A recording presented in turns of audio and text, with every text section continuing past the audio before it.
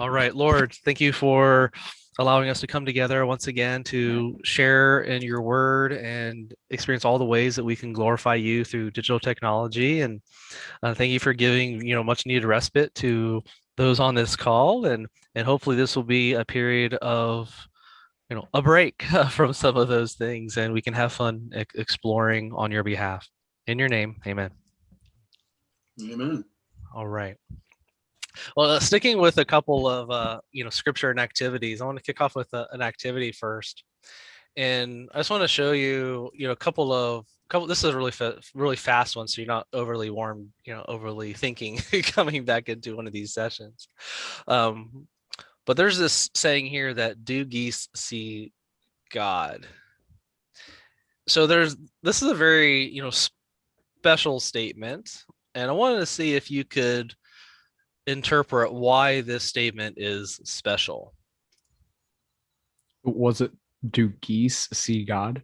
It's exactly as you see it. Do geese see God? I mean, I think he's just asking a question because like those are little devils.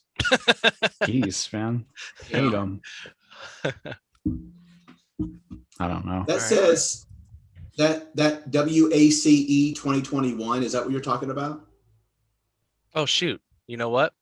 I'm not even sharing. Silly me. I've been doing this all day, and Okay, now, okay. I'm sitting there staring at your videos like you could see my screen, and sorry, it's the end of the day.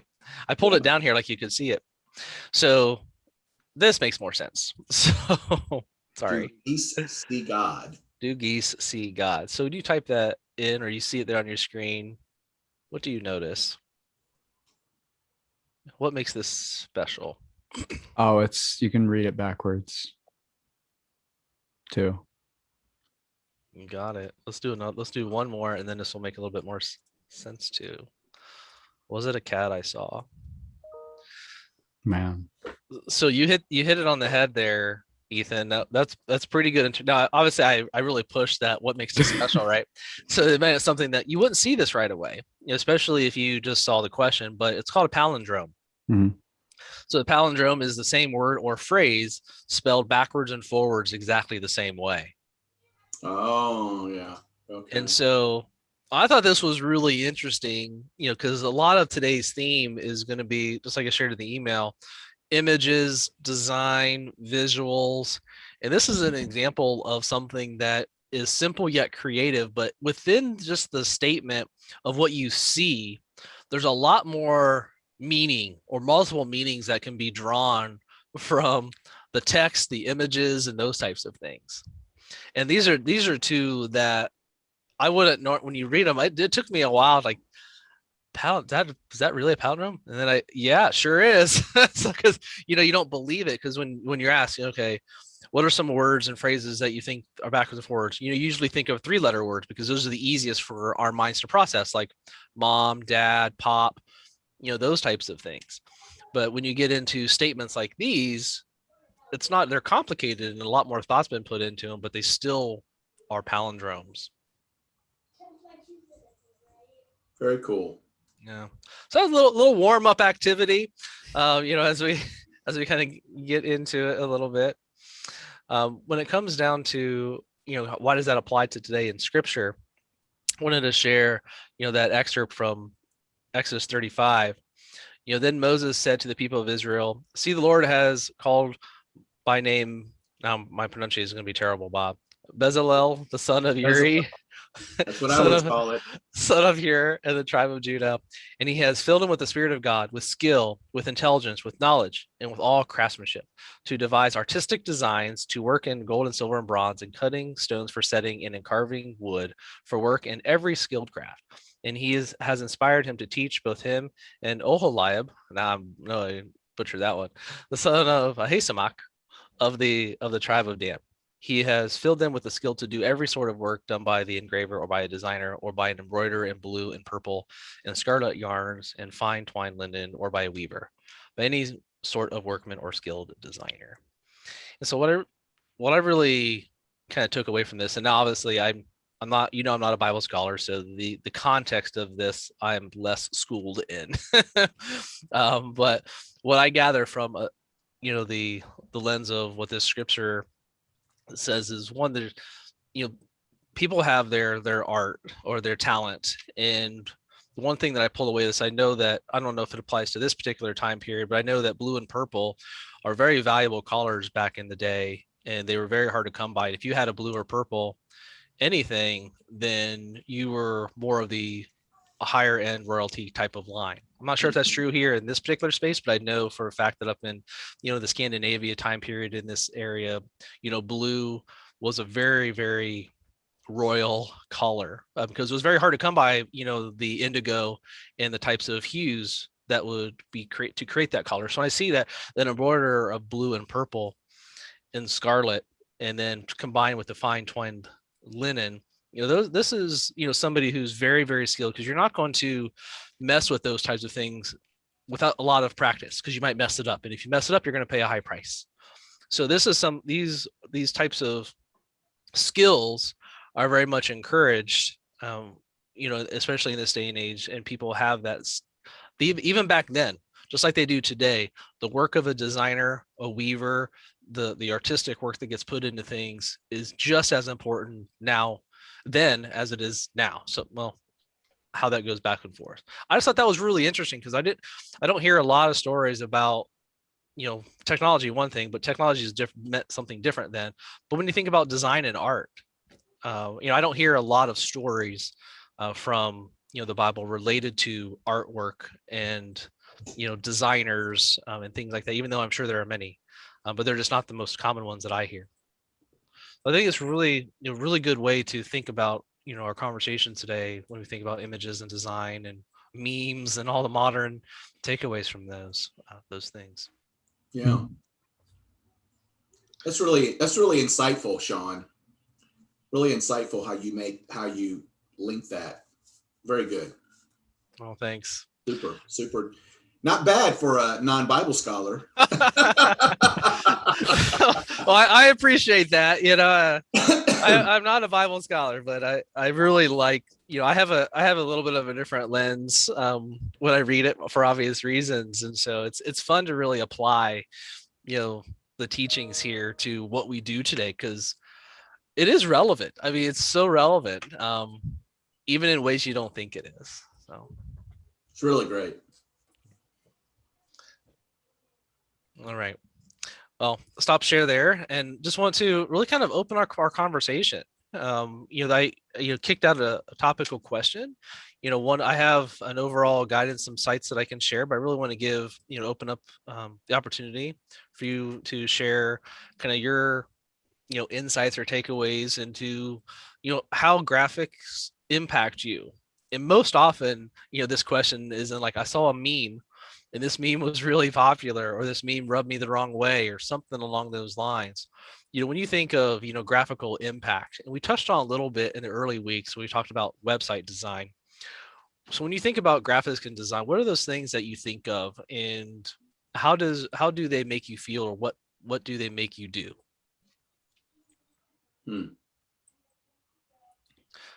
I guess that's a pretty deep question. Well, I'm the kind of guy that when I go to a movie or I see a commercial and it's really visual, it's kind of a joke. I'll say, "Well, that's really cool graphics," and I get a lot of weird look, like, "You're weird." Anyway, but I mean, it is. I mean, I really really like the when something's really involved. I like it. And things are like, one of the things that I know, even like on the churches, Facebook Live on Sunday mornings, and we try to, but we're starting to dip our toe into using some graphic things, but we're not nearly as where I'd love to be, but I know we're getting there. And I think it really lends a lot of credibility to us when we have a good product like that. Yeah, absolutely. Ethan, did you have any thoughts?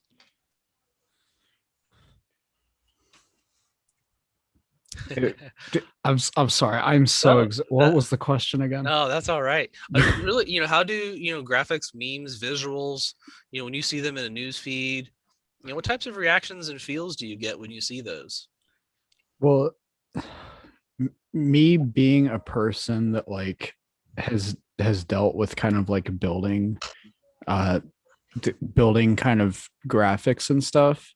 If I it honestly depends on how it looks, because if I see one that like the text is like slightly off center and it's like a weird color behind the text and stuff, I'm just uh like I could do that better. But then if I see one that's like I would love to have that. I don't know. I get mixed feelings when I see stuff because Yeah, of my experience with the stuff. yeah.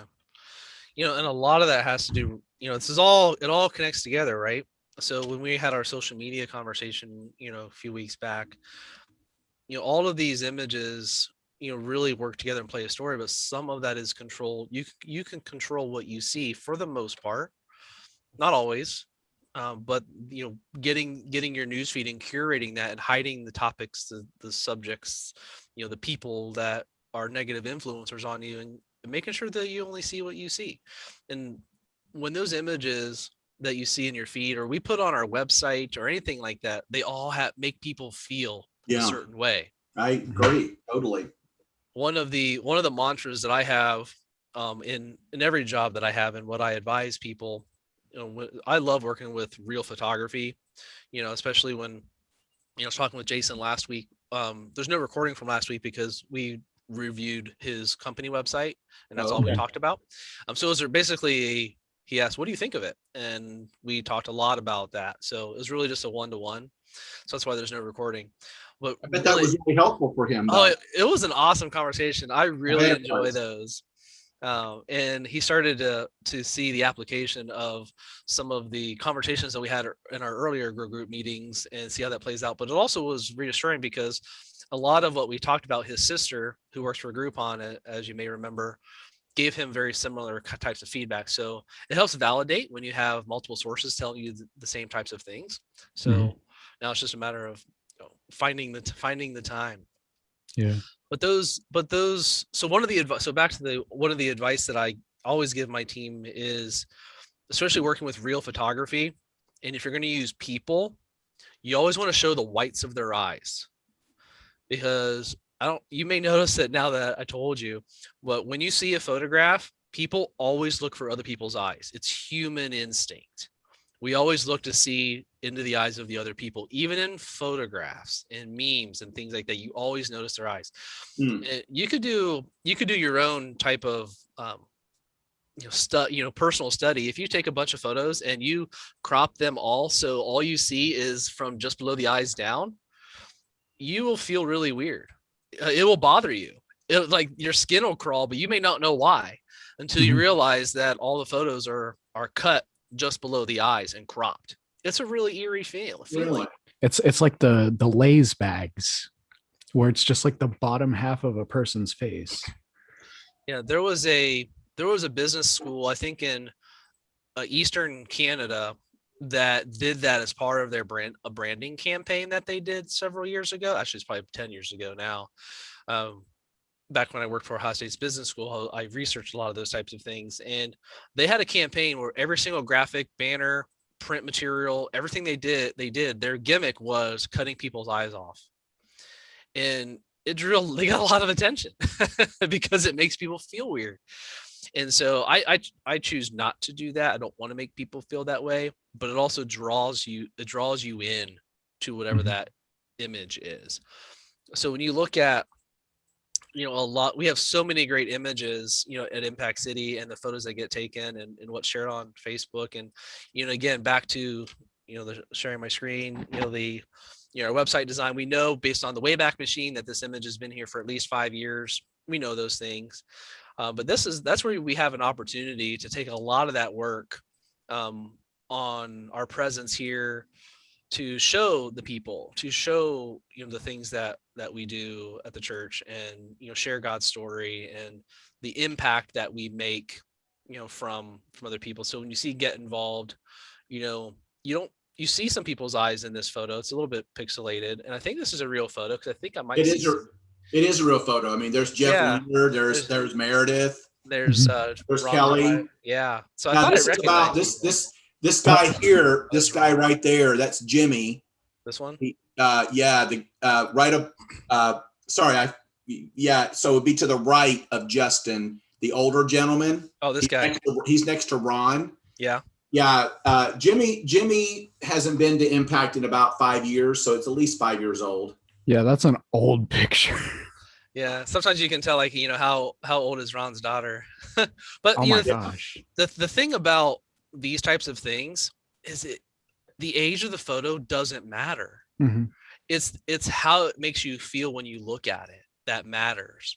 So, ignore the fact that this is white text on a white shirt, and Yeah. you can, that's all design conversation. But when you just look at the photograph, that's a piece that always has boggled my mind, but is also always politically sensitive. So there was quick side story. I, when I did marketing for different graduate programs in the business school, we had the master's in human labor resources, and we had a master's in engineering business or whatever it was called. Anyway, we had different master's degrees, and I'd get these images, these photos that were very, good angles, good lighting, eyeballs, classroom. And then I would get feedback like, that's not a MLHR student. That's an MBA student. I'm like, who knows that? I mean, Yeah. it's a student in a classroom. Like, I would understand if you get like a faculty member or a teacher that's not part of that program in the photo, because people will associate the people in the photo or even the place, the environment that is portrayed in the photo with the context, or I usually use the word contextually relevant when describing, photo or content that's next to another, and they must complement. So I get that. But if you can't tell, like that's an MLHR student, that's an MBA student. Or even the other way around, like I need MBA students in my photo. I don't need masters in labor and human resources students. Like, okay, no problem. I totally understand. I respect that. But the bottom line is, photos, they're designed to capture interest, not for people to really hone in on too much. So really the only people that would really know that would be the insiders. Yeah. So it's really with, how do these photos make you feel? So this might be a situation where it does show engagement. It shows people coming together with the fist bumps in the middle. So getting involved does fit there. There may be other representations that maybe even more so kind of grab the audience's attention to describe that. Even with grow groups, this looks like a stock stock photo. It definitely is. So this is another one of those types of things where we got lots of good photos of grow groups, but just swapping out this photo with an actual one that shows people doing anything would be much, much more impactful. But those types of things when it comes there. So thinking about your photography choices, but also having some of those standards on what photography. So from a brand strategy perspective, what photography fits. So for example, photography for a place that has a brand of, we want to see you here.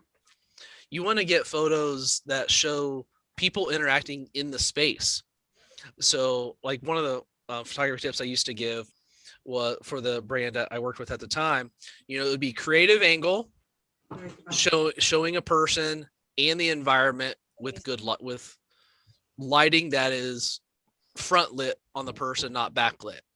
So it would be something in action. So I wouldn't just take a picture straight on. I would do something like I would bend down a little bit to take the angle, make sure the lighting was good, so I don't have to do a lot of cropping and rotating, because I want the best photo you can try to get the best photo you can the first time, and so you can do as least amount of Photoshop work later. But also thinking about what you're doing with the photo. So sometimes, getting a nice close up like this in the frame is great. But if you want to put this in a banner like that's on the screen now, it's not going to work, because when I crop it, I'm only going to see part of my face. So I want to get a photo like this. So when I crop it, when I take the dimensions and scale them, I'm actually going to be able to show the whole person and not cut somebody off if it's a group photo, for example. So close-ups is not always great, because especially if you have a narrow crop like this banner image. So thinking about when you're taking photos or looking through a photo catalog, like what would be a really good photo to use to share in whatever channels that we've talked about over the weeks, You think about what people will see, what's the focus, and what the crop and the size is. Every outlet has different photo dimensions. Instagram, Facebook, Twitter, website template designs like this, they all have different sizes that are optimized for that particular channel. And not every photo is going to crop the same, especially if it's zoomed in differently. Mhm. So these are just, some of the little nuances to think about. And then you get into, what does it all look like together?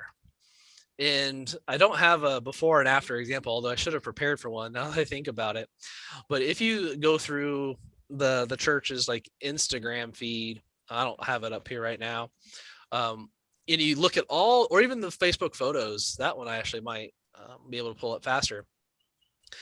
What does the visual story look like in sharing? Let me see if I could pull that up here really quick.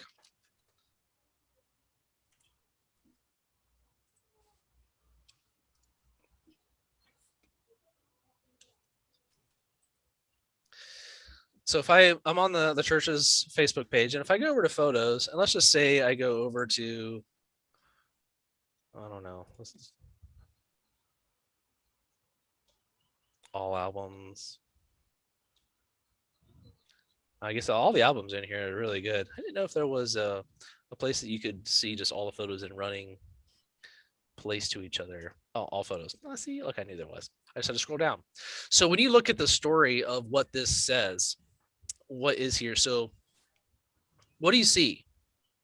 So as you scroll through here, There's a lot of graphics. There's not a lot of actual pictures. yeah. And we are a darn cool church. Right? Right? Oh, look. Hey, there's me. Yep, there you are. Yeah, with the beard. Yeah. Was that November month, I think? Yeah. That looks good on you. Thank you. Yeah, seriously, I wasn't joking. It looks really good. Better than I could grow when I was your age. That's for darn sure. That's not real. It's not real. Oh, is that a? That's Face App. Yeah. See, it looks so realistic. It looks so real. It really does. Yeah, I love it. But generally, you can get an idea if I scroll down even further to get out some of the holidays. When you put all these photos together, this is a story. Mhm. And if Yes. if the church were to take on backyard a goal of, we want to show more people interacting with people interacting in God's work, we want to show that more, we want to show our impact, then the ways to do that is through photography. Especially like right now, there's a lot of banner text on these, and there's all kinds of reasons why. This isn't a critique. This is really just to demonstrate, well, the history, and have an opportunity strategically to think about it and think about how might we make these changes in the future. So there's some great, look at these photos. I mean, these are amazing group shots. Life is happening. Eric's there. This is like the real deal. So, and then you can just kind of, the waves. So it's just a natural trend. So thinking about how we can do a lot of one-off photos, but what is the story of all of our photos together? What kind of image does that give our church when people look at our photos all together? Sometimes it's easier to, when you scroll through Instagram, what does the visualization of the church like? Like, I want to see the church. What's that all about? I'm just going to scroll through their photo feed. You're going to see, well, there's a lot of text and advertisements, especially in the last month or so. Not a lot of people. I mean, so there's got to be a balance, and these are the easiest things to do because these are the things that created for marketing materials, especially if staff is tight. Totally understand all that. This is really more just of an awareness, something for the church or something for you personally. What is the aggregate story of your photos saying about you, saying about the organizations that you follow? What types of visuals are they using to represent their entity or your brand? And you can make a change. Like, hey, let's start doing this and doing a little less of that. So, Jason's going to come in with us. There he is. Just so you know, Sean, I'm a little distracted because my wife left and I have to watch the girls. And so they're outside and I'm watching from the window. So if I'm looking, I just want you to know what I'm doing. Cool. Appreciate that. So welcome, Jason. As you Hey. set up, thanks Hey, for Jason. coming in from the job site straight to here. Appreciate that. Well, I got to shower first. Thank you. We're just talking about some visual images and what an aggregate, area of photography and image sharing, and what does that, what does that do in showing about your brand and your story and your impact. And so these are some of the things to think about, as you scroll down your personal, photo feeds, or the church's photo feed, or really any organization that you follow. What kind of visuals do they share? The one-offs are fine, but a lot of people don't think about what does our brand look like when you put everything together. Somebody that might be doing some research on the church and they might want to come, when you put the story together of just visuals, is it still on brand? Is it still the story that we want to tell? Is it the feelings that we want new people to get, or even people that have been around for a while? Is that the same story? So something to think about when it comes to, the sharing of photos. Something a little bit more on the fun side. You guys know what a GIF is, right? Yeah. What does that stand for? I've always wondered. Such a stupid question. GIF, GIF. Yeah. Graphic image. I think it's graphical image format. Huh. So it's nothing fancy, but it is pronounced GIF, because I used to pronounce it interchange format. I said image. I used to call it a GIF, not a GIF, but then the whole world was corrected because the inventor of the format, GIF, said it is pronounced GIF, like the peanut butter. I'm like, I can't argue with the founder of the format. So I now call it a GIF, like I'm supposed to. After the guy who invented it back in 1987 told the world that it is GIF, not GIF. They've been around for that long. Yeah. So since I was 7 years old. So been around for a little while. Computers back then must have had their hard drives just like blowing up, because this must have been like revolutionary back then. Well, actually, contrary to that, Ethan, GIFs were actually space-saving graphics. If you wanted to reduce the file size or the bit size of a photo or of an image of any kind of graphic, you always turned it into a GIF because the compression is so high. Absolutely. So if you wanted to back then, as the internet was coming about in the mid 90s, or the web as we know it in the mid 90s, like 92, 93, which is not too far after this, web page load times were, paid attention to a lot more, because people's, interactions were, with web pages were based on speed. And to get your page to load faster, you needed to have, text and images that weren't heavy. Nowadays, it's not quite as much of a concern, even though it still is a little bit. So GIF was definitely the way to go if you wanted to reduce those issues. I never knew that. Man, Ethan, you are so spoiled, dude. You never had to hear the That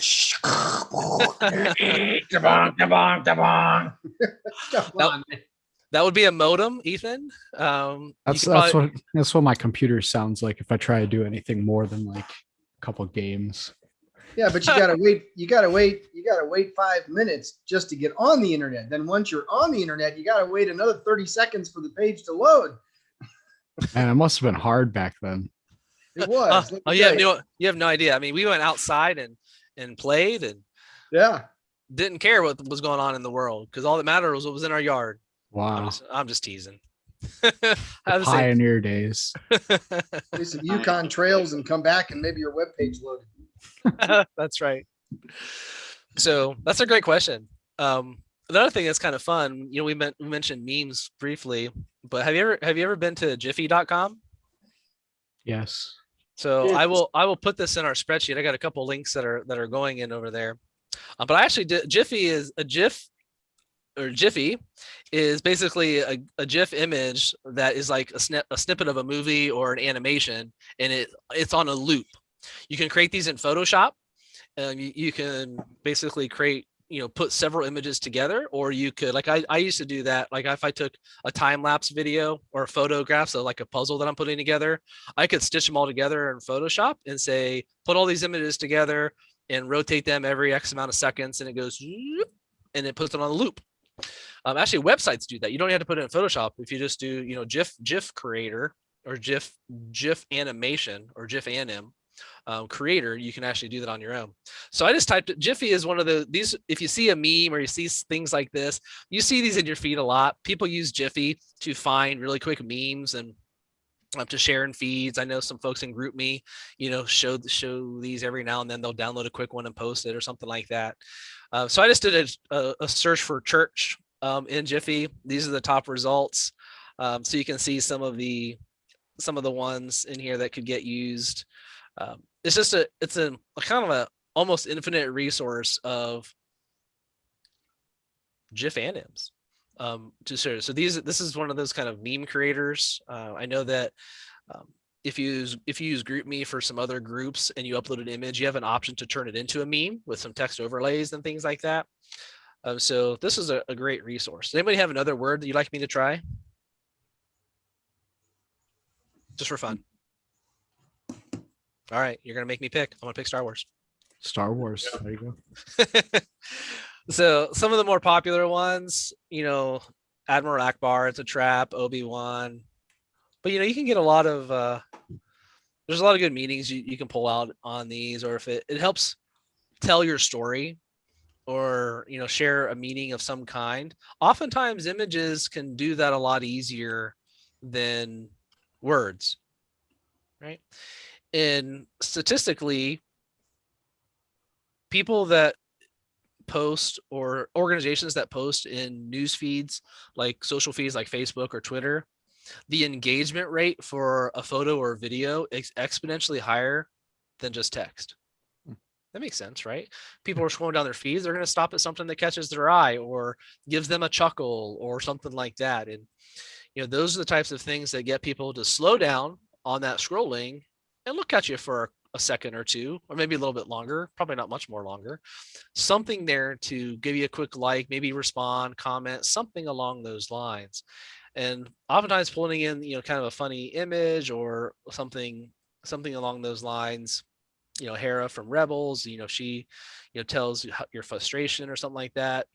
You can portray feelings in a little bit of a different way with visuals. And these are visuals that move, right? So animations, a little bit different than, the static images of, since I already have it up here, the church's website type of thing. Or if you were to go to my own personal feed, and if I click on my photos of what I put out on Facebook, you're going to see a lot of family photos and puzzles. So if I put, that's for people who took of me. So photos that I share are going to be more, puzzles and family shots and things like that. So what does this story say about me as a personal brand? So that's when the girls got their orange belts. So, I mean, the story of you and what you share, and this is where you see in a lot of, tips and tricks and advice, things like that for young professionals, is a lot of times when people post those photos, they don't really think about, the impact of what that might mean for them later on. Future employers look at those types of things. I have one position that has a job opening now, and I'm going to have another one in the next couple of weeks on my team. And you better believe I'm going to Google their name. I mean, that's just part of the process. And so what do you share about yourself? Not that it would necessarily influence a hiring decision, but you never know, there might be a red flag in there. Usually there's not. People are very good about that nowadays, but not everyone is. So it does say a lot about what you share about yourself is part of your story, especially the visual side. Pause there for effect and reflection. Yeah, I see a lot of people on their news feed, they post stuff, and whether it's, personal opinions about hot topic items or, political stuff. And it's like, man, you are really asking for it. If an employer ever went on there and looked at your stuff, I mean, you're just asking for it. I mean, and a lot of these people are posting stuff, and they just doesn't have to be an employer, just anybody. I mean, just controversial stuff. And it's like, I don't know if I'd take such a hard line on that. I understand that you believe that, but if that's just going to rile everybody else up, it's like, I stay away from that stuff. I really do. I don't know. Yeah, that's smart. So there's Never know where you're going to be in 10 years, right? absolutely. So just to kind of shift, a little bit of a direction in our kind of graphic conversation a bit. I thought this was site we talked a little bit about in our Exodus scripture, the kind of the art of the Bible and things like that. And I just put this as a resource, just calling your attention to it so you can check it out later. This is from artsy.net, and they did an article about the Bible stories and understanding the art history. And like I said, it's in the Google Doc, and I just thought this was a really good kind of visual story. How are the stories of the Bible portrayed visually? And there's obviously thousands of years worth of content and art that has been created. And how has that art changed over time? What do those stories portray? What do the people look like? Not to be overly critical of anything, but ask yourself those types of questions and lenses, and which stories are told more often. And this was just a really neat article that I thought related to how are the stories of the Bible told visually. I don't know, it's just very interesting. In this case, is sculpted, and then the photograph of the sculpture. And one of the most famous is related to the Last Supper. There's images everywhere, there's jigsaw puzzles everywhere, so this is obviously a very popular style images. And I think Da Vinci made this one. Yeah, so Da Vinci made this image, and there's lots of different interpretations of this image, and who's in it and what they're doing and where they're looking. There's lots and lots of evaluation and in trying to interpret meaning from somebody's own artistic interpretation of what the Bible is saying.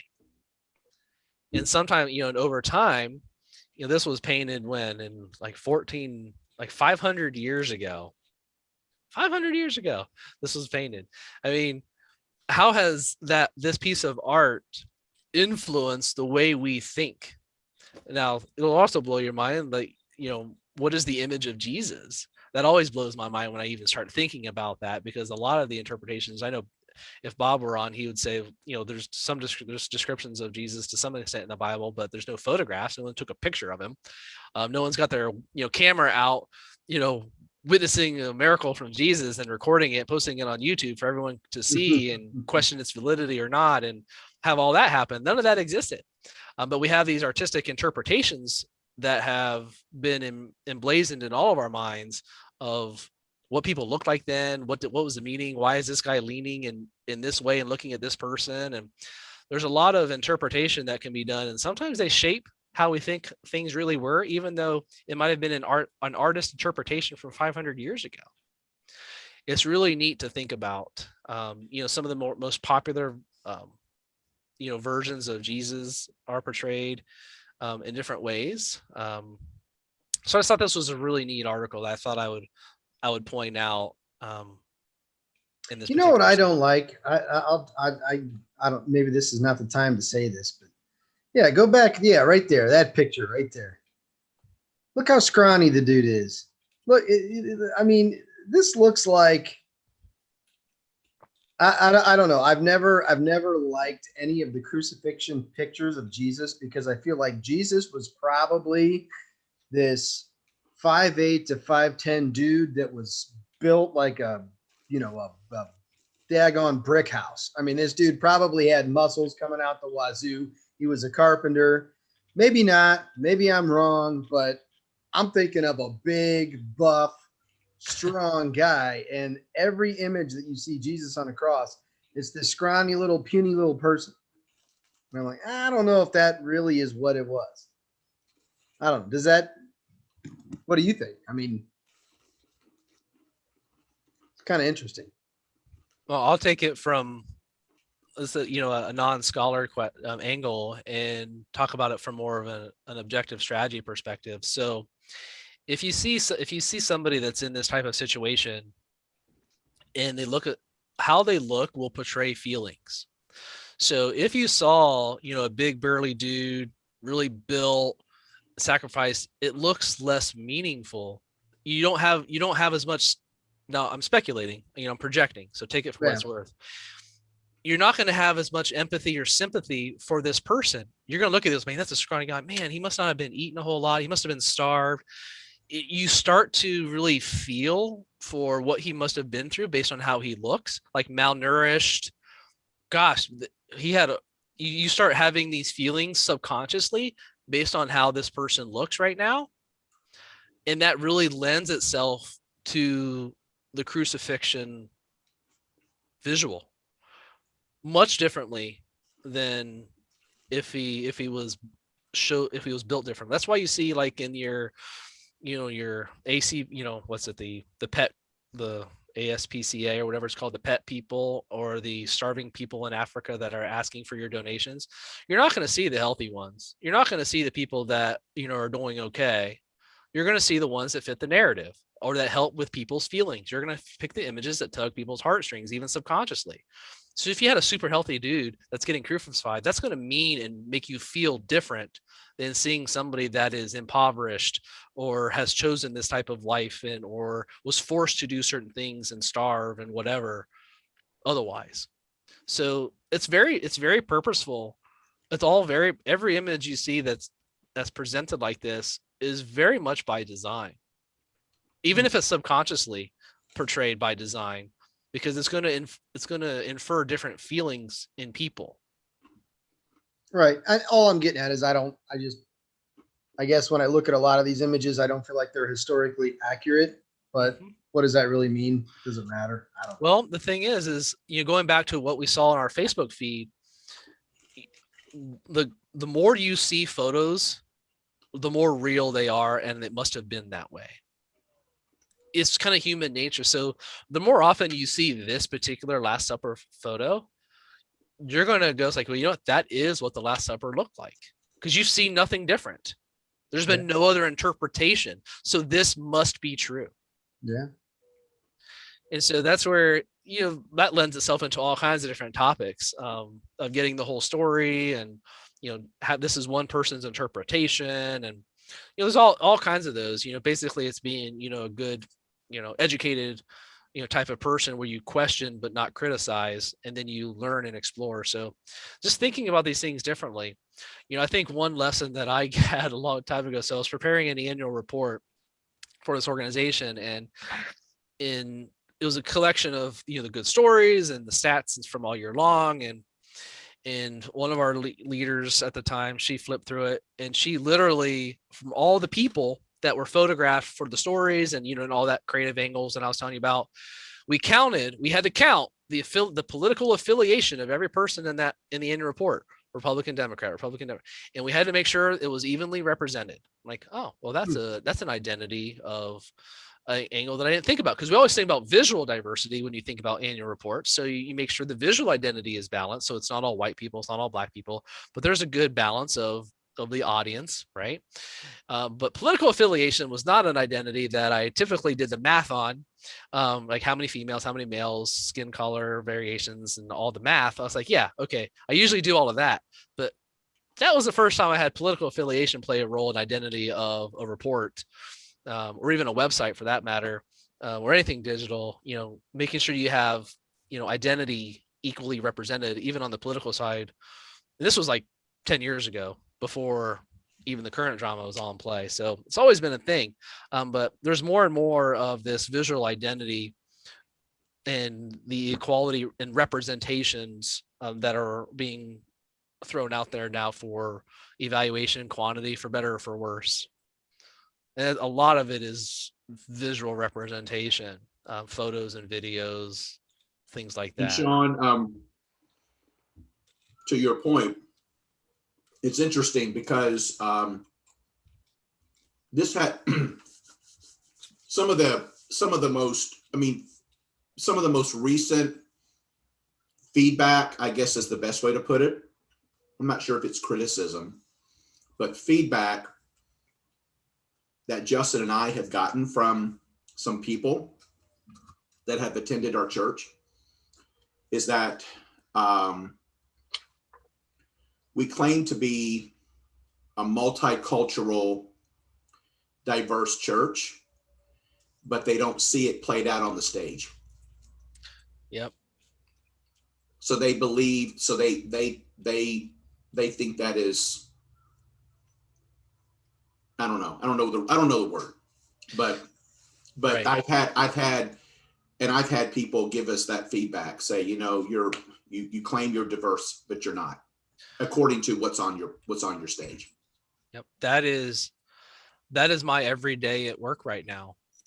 Every day. I mean, it's been that way for a while, but it is incredibly challenging.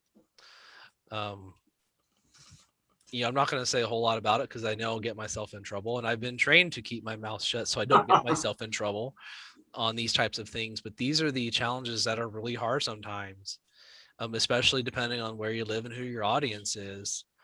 That sometimes the representation is accurate, and some, whether we like it or not, these are the people that live around here or people that attend here.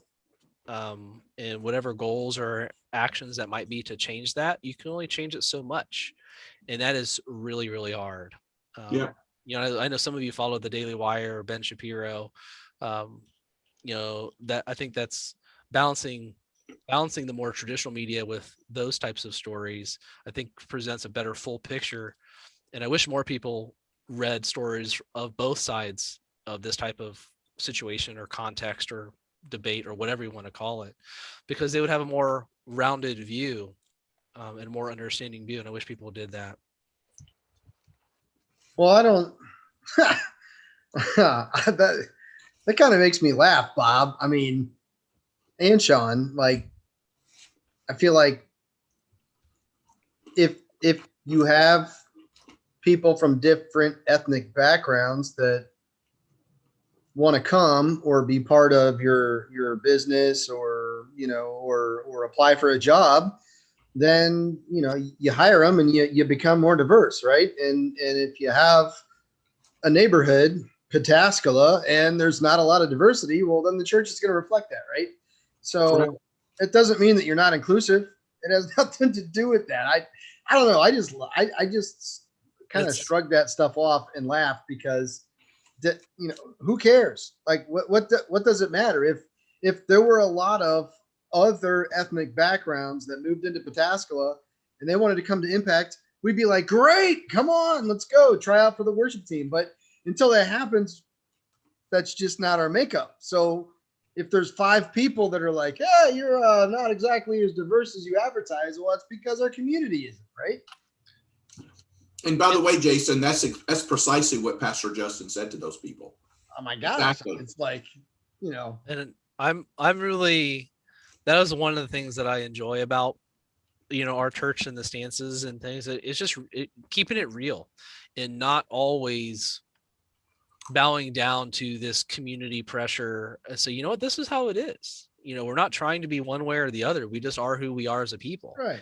And, they're all, I bet if you look at different, sects of religion, you're going to find different cultural diversity and density. People are, and that's where you get the visual diversity feedback is, people feel comfortable going around areas or cultures that they align with. It's human nature.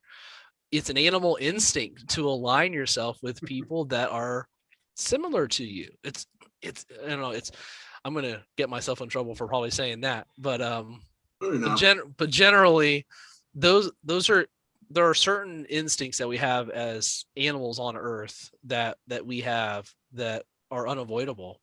And I mean, I agree with what you were saying, Jason. And, but, at the same time, there are areas where we want to represent people and encourage them to get involved no matter who they are. And that's how the stance we have. And, Yeah, well, if somebody wants to change that, then have them step up and contribute and recruit. But that's where you get into the situation. So I also have been in.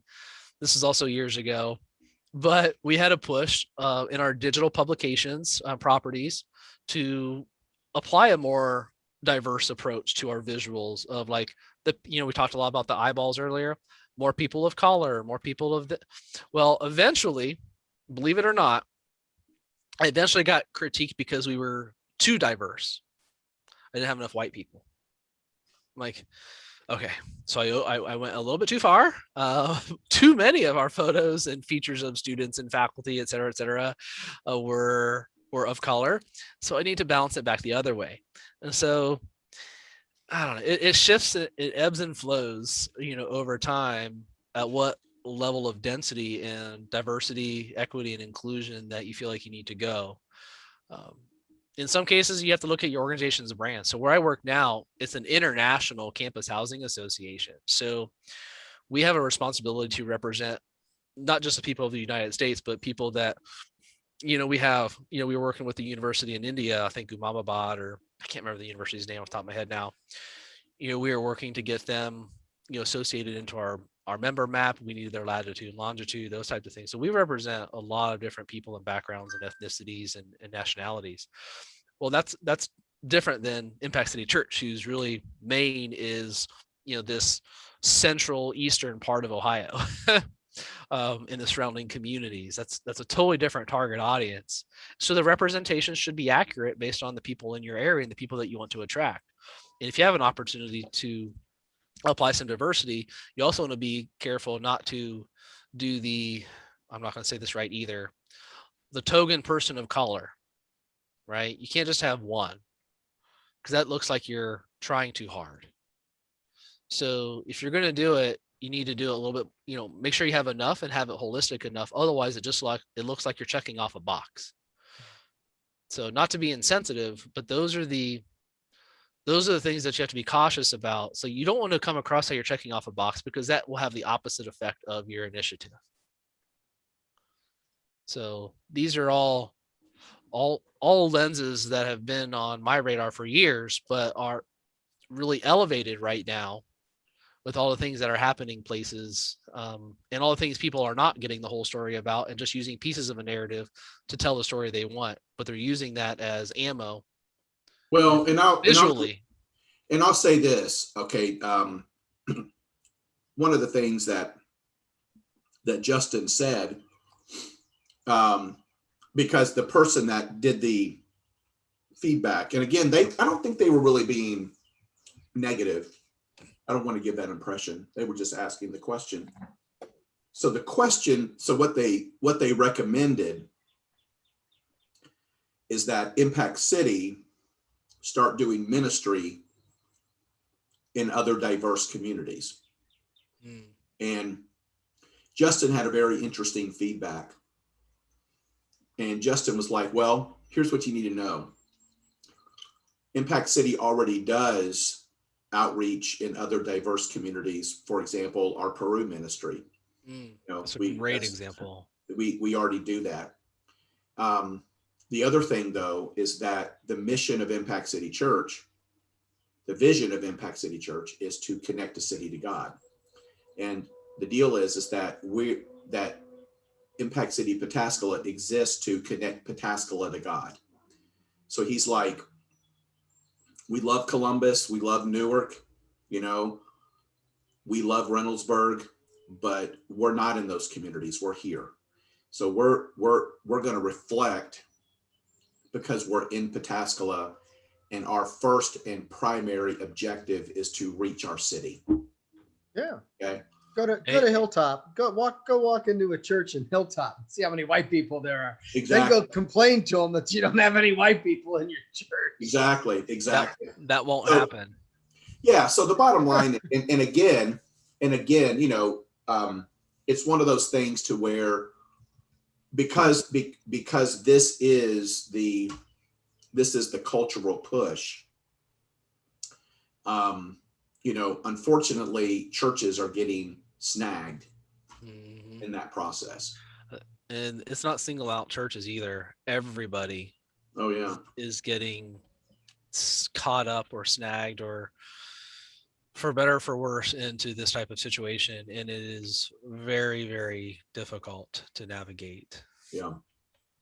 Well, I know we don't have too much time left, but I did want to share with you, another resource that I think is really helpful to kind of understanding some of the visual impact of the internet. Have any of you heard of material design? No. So I'll put this link in the spreadsheet as well. So material.io. So material design, you'll recognize it because you see it online everywhere. So material design was actually started by Google as a guideline for how things should look and feel when it comes to icons, websites, graphical images, color, layout.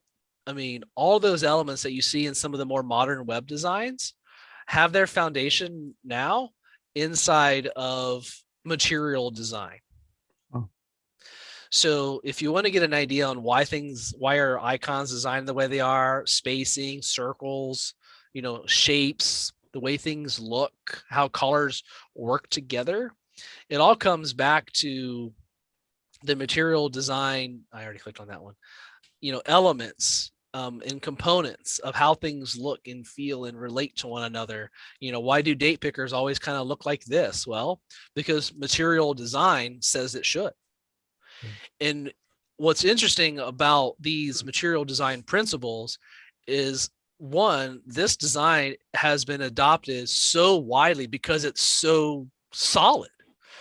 It's intuitive, it works, and when you have not just Google doing it across its platforms that a lot of people use, the more web folks that adopt these types of constant structures, that consistency across the internet becomes common. So you don't have to teach people where things are, where to look. If you want to add something, you hit the plus circle button. If you want to expand the menu, there's a hamburger menu with 3 bars. Those are constants, and it's all based on a common library of resources. So why do buttons look the way they do, and how should the buttons look when you do certain things to them? Well, these are all principles of material design. So like this, I'm on the buttons page. So these are the principles of a button. It has to be identifiable, it has to be findable, and it has to be clear. And so when you have like color, so back in Web 2.0, back in, I would say 2005 to 2008, Web 2.0 was a lot of gradients, a lot of reflection in graphics and images and icons. And when you got to material design, it's what's often referred to as flat design. So this, 3D effects of like, people's bodies and, pictures and icons that, kind of mirror a little bit, kind of give that. Those look old school now. When you see images like that are old, like Windows Vista style images that are a little 3D, it's old. It feels old. And it's 15 years old, so I guess arguably it kind of is, especially in internet years. But nowadays, when you see mobile apps and you see websites, they're adopting material design principles, and that has become a standard. There's been some evolution of the material design concept and things like that over the years, but generally, material design is still the design preference for anything, whether it's print, graphics, or what have you. It's still there. There's some examples that people do to take leeway with it a little bit, but generally, you can get an idea if you do a Google image search for material design examples. You can see a lot of commonality in some of these. There's not a lot of gradients, and if there's a gradients, they're very hard cut. They're not overlapping colors. That's all flat design, style, and it's evolving like any design does over time. But generally, this is holding on for a really long time. I can't remember when it started, but it's been around for, gosh, I don't know, maybe at least 7 to 10 years. Is this why everybody's like freaking out about logos being oversimplified or whatever? So the application of logos with material design, it's all now a lot of where material design, got its start is ironically, because of mobile web load times and how those things looked on tiny screens. So material design, so as mobile was becoming more of a thing and people starting interacting with web content on smaller screens, seeing those subtle gradients, seeing those reflections, those were added graphic details that were really hard to see or really hurt your eyes with busyness on a mobile device or on a tablet on a small screen. So in order to make tiny things easier to see on a small screen, you had to eliminate a lot of that extra gradient, color fading. You had to eliminate it all. And that's why Google changed its logo to be the sans serif design as opposed to the serif design. So, the G with the little, feet on the ends, it changed from that to its current one because of mobile, because you couldn't see the little tiny feet on a small screen and they were there, but it hurt your eyes because it added visual detail that was unnecessary for you to see. And it made it harder to skim. Material design was originally designed to be seen quickly, to be absorbed by your brain quickly, and to be processed on a small screen. Easy, quick to glance at and get the information you needed and knew what you were supposed to do when you saw it. Logos are an application of that. So if you any logo now, you're also going to have the version that's going to turn itself into a tiny avatar. More often than not, that version has to be friendly enough to be shrunk down into a tiny avatar that's seen, on Twitter or on Facebook on somebody's tiny mobile device. If you can't clearly see what that logo is at that resolution, at that small, then it's not a good design. If you design it in a material way, then you will. That was a little bit preachy, but that's why you start seeing a lot of the logos and how they've changed over time. That's why. That makes sense. Yeah. My logo would be horrible on a mobile device. Well, if you go to, your logo, Jason, at least it doesn't even look good on my sweater vest. At least it's square. So that you got that going for you. I got one thing going for me. So, if you were to, so in your logo, what you would do is you wouldn't change it. You would just create an alternative version. So, you might, make it a solid background and make like a picture version of it. Kind of like, like these are material design, these little icons, these are material. And you could tell because the colors are completely distinct from one another and there's no gradients. So these are material design logos, these little things. So it's there. So it's even present, on your site, Jason, you have material design. So if you were to, in your logo with your dir, you had the little feet. So you have a serif font for your dir in your company. So that's another thing that, if you were to put this on your company Facebook page logo and it came really small, you wouldn't be able to read company most likely because it'd be too busy on the eye to see these little thin the thinness in these letters, let alone the little feet that get added on. So you would turn it into a material design and you make it look a little bit more like Google's logo or something like that when they don't have an image as their logo. But Jason, do you have a Facebook page for your company? Nope. Okay.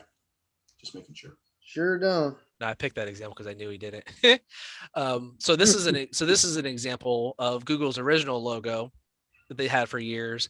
And then when mobile device came about and they created this material design principles, it turned into this because this is much, much easier to read on a screen and it's less hurtful on your eyes on a lower resolution area.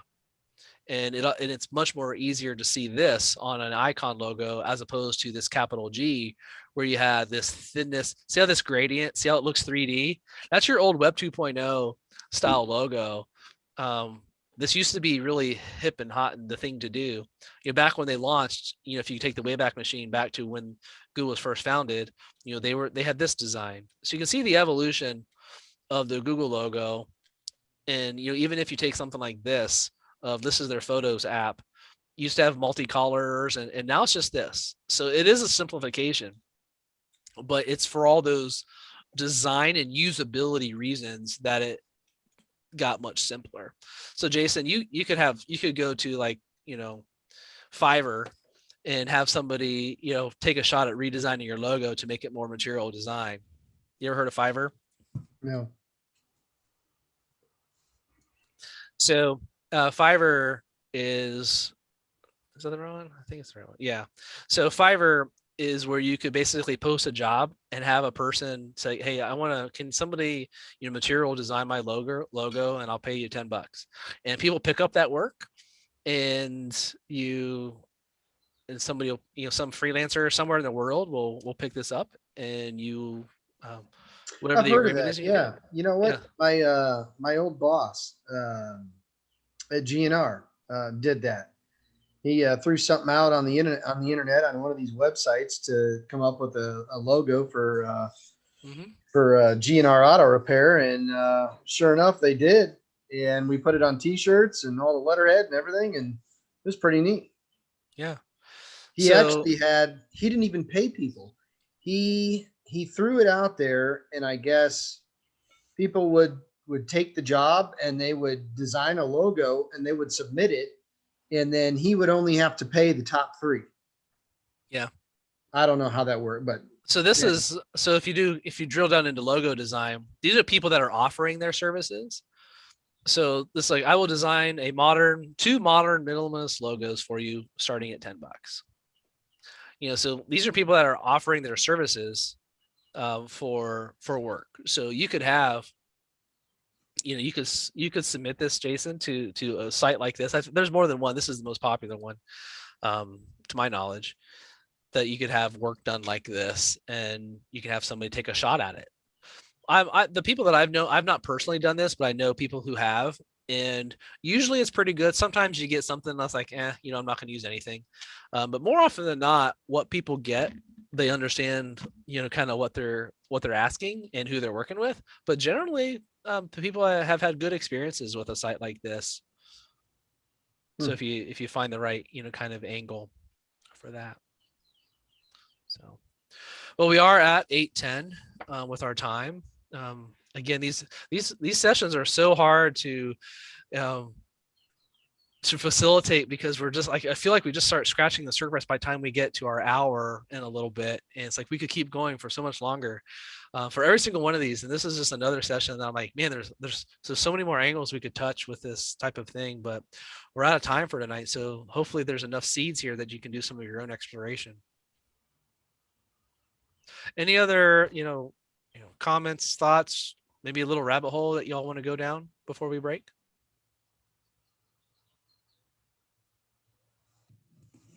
It's really No, good. Every single one is good. what all did I miss on the first half? Let's see how Ethan and Bob do in their memory before Jason Yeah, came. what did Well, I miss? he did a palindrome Yeah. exercise, which I thought was fun. A Oh, what? I still have that open. Let me show you, Jason. It's worth revisiting because I think it's cool. Was this the exercise? It was the activity, yes. Yeah, the So activity. when Yeah. you see these statements, do geese see God, and was it a cat I saw? What is special about these statements?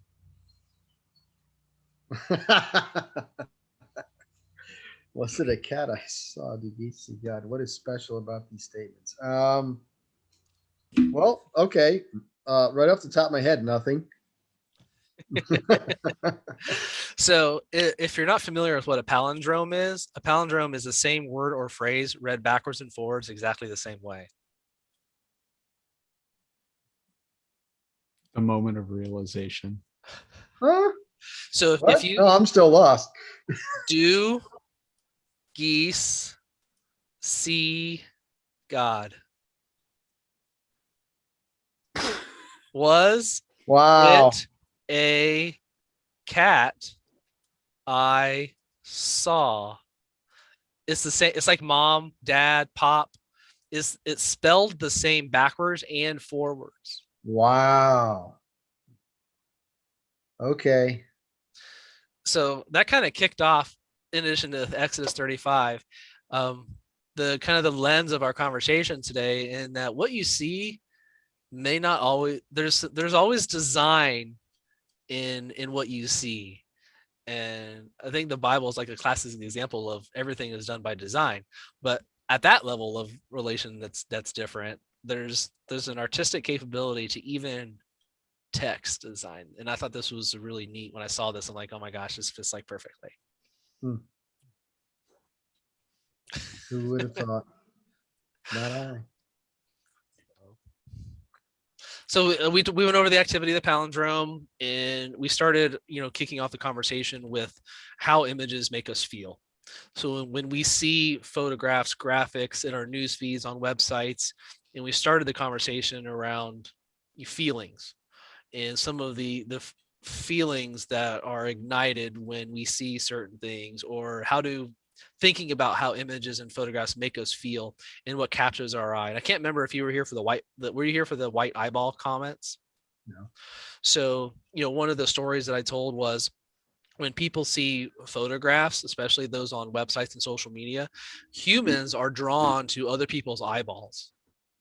Always. It's a human thing. And when you have a bunch of photos and you cut everyone's eyes off, it feels weird. So anytime you have an opportunity to show the whites of somebody's eyes, you need to do it. If you really want to make an impact with a photo of people, capture the whites of their eyes. It's where people look when they see stuff. It's just natural. And so anytime you have an opportunity to, if you want a visual impact and it needs to involve people, make sure you include their eyes.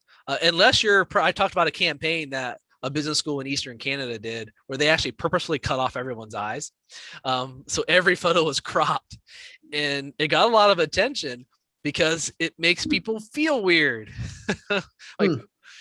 So like when I crop photos down for banners and sizes, and whether it's this far away or up close, I try never to crop people's head offs in any way, unless it's absolutely necessary. Like I can't help it, but I never crop people in the middle of their face. It's either I'll crop a little bit off their head or a little bit off their chin or something like that. But I try never to crop people. If it's a group photo, sometimes you can't get around it. But if it's not a group photo, I never crop their heads. Sometimes I'll crop like to their forehead, but I never crop their eyes, and I don't cut them off here either. You always want to capture their faces. Even in video work, if you do the rule of thirds, you want to, if you're going to capture something like this, you want to get them in this 1/3. If I'm going to look this way, I need look room and all. Ethan, you probably know this with some of the video work you're doing. Like you always want to give people look room. And so you want to have this space, as to not always being on center. Sometimes you want that kind of that visual 1/3 look, because now it would be weird if I did 1/3 and I looked this way. Yeah. Because then I got all this dead space over here that's completely worthless. But if I turn around and do my 1/3 this way, then it looks like I'm looking into something, and it's much more engaging, and it doesn't hurt my eyes. It invites me in. That's why when I have my camera set up to where I'm looking at my monitor here, I'm sitting back here and my camera's on that side, because if it were on this side, it wouldn't work, because I'd be looking away from the camera. You get at camera placement, camera angle. I could get into that a lot, but we don't have time. Yeah, we could have a whole separate. I'd love to have a conversation about that with you, Ethan, and I love talking about that kind of stuff. And I give tips and tricks for capturing video all the time. I'm actually doing that right now at work. So we have a prestigious award that we give out at our conference every year in June, and I have to coach people with instructions on how to capture that moment on campus, because it happened.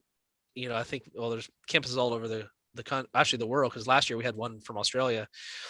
How do you capture a moment of surprise on campus so then I can get that video footage so I can do the video editing of it? And I have to give all these tips. so the footage that I get, I can work with it. Even if I have to crop it out. So, I love talking about that kind of stuff and sharing tips and tricks. And I'm not even a professional. I relay a lot of what videographers and photographers share with me and what I've learned over the years from them. And I try to apply that work to what I do. So it's a fun conversation to have. All right. Well, I think we lost Bob. Yeah, I think he had to watch his daughters. Yeah, sorry. My daughter was having a meltdown. My bad. You missed a great demonstration of look room. I don't know if using